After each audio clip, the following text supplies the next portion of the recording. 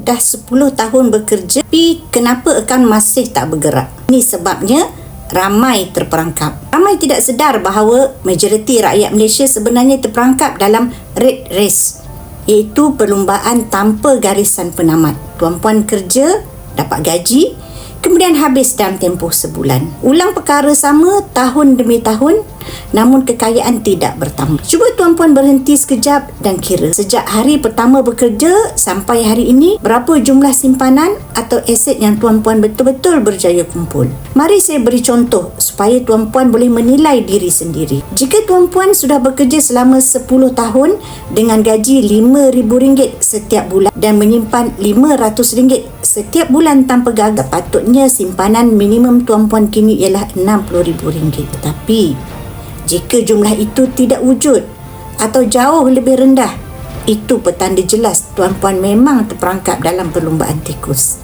Tidak kira berapa lama tuan-puan berlari, tetap berada di tempat yang sama. Makin lama kerja, makin sempit. Simpanan tidak bertambah, aset tiada. Hutang pula semakin berat. Jadi bagaimana tuan-puan boleh keluar daripada kitaran ini? Pertama, mula menyimpan sekarang. Simpanan emas adalah cara paling mudah untuk memupuk disiplin simpanan. Bila tukar duit kepada emas, tuan-puan kurang cenderung untuk membelanjakannya. Kedua, tambah ilmu kewangan.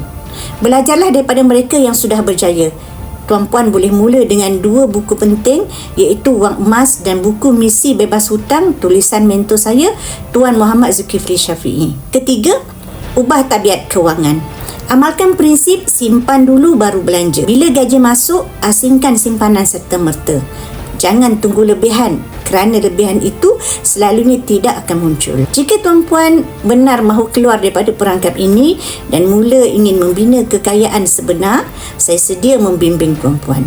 Tuan-puan boleh rujuk pin video saya di profil 5 langkah daftar akaun public gold. Saya akan bimbing tuan-puan dalam cara dan langkah-langkah simpanan emas yang terbaik untuk tuan-puan.